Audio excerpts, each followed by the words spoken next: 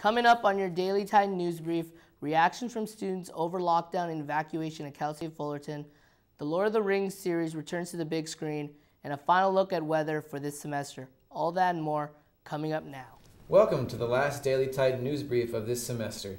Today is Friday, December 14th, 2012. I'm Patrick Garrity. And I'm Phillip Lecong. Today's top stories follows the aftermath of what occurred here at Cal State Fullerton Wednesday night.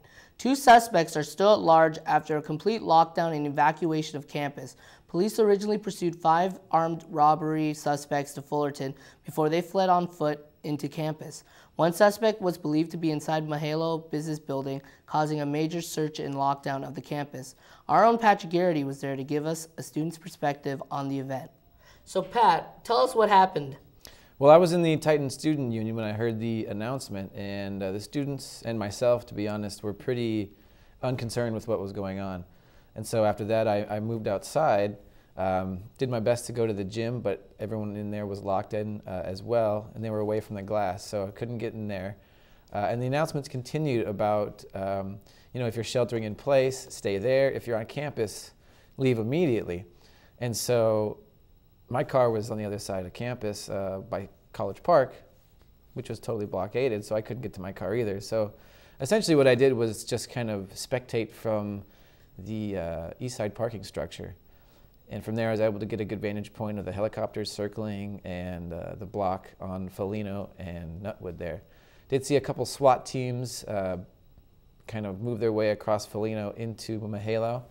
And eventually after that, made my way through the Marriott parking lot over the other side and just kind of hung out there while my car was unblocked. What about you, Philip? What happened to you?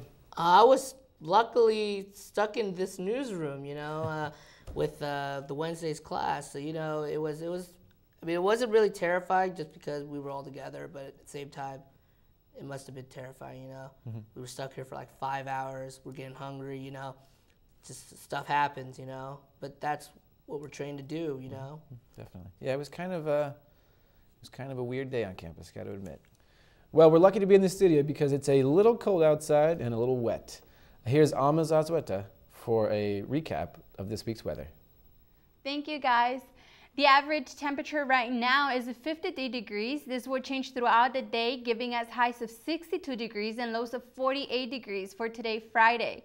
And it looks like things are going to remain pretty similar throughout the weekend.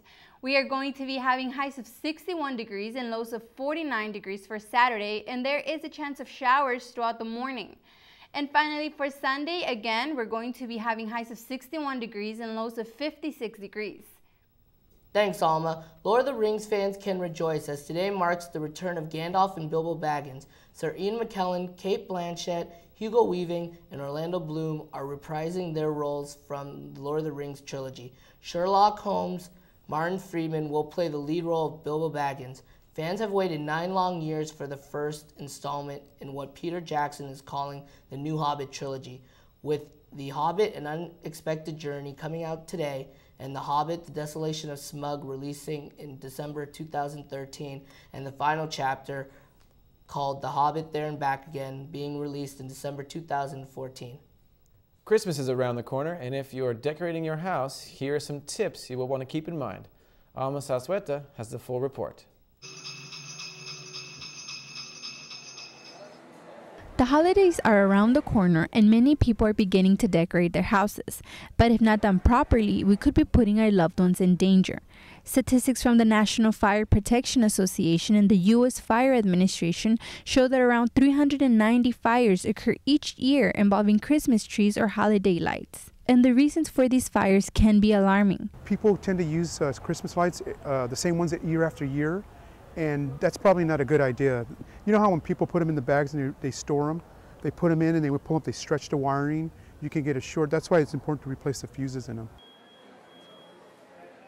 Preventing these fires can be as easy as watering your tree, something many people don't bother to do. What they don't know is that a dry tree is more likely to get caught on fire or burn faster, as you can see in this video.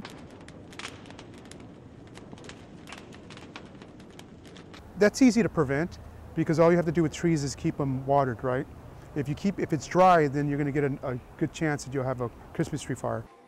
Another way to prevent a fire is to simply make sure your lights are safe for use. The best thing to do is to maybe replace them once a year. Go through your lights in the garage, put them all flat out, look at the wiring to see if they're frayed or they've been torn or they're missing light bulbs.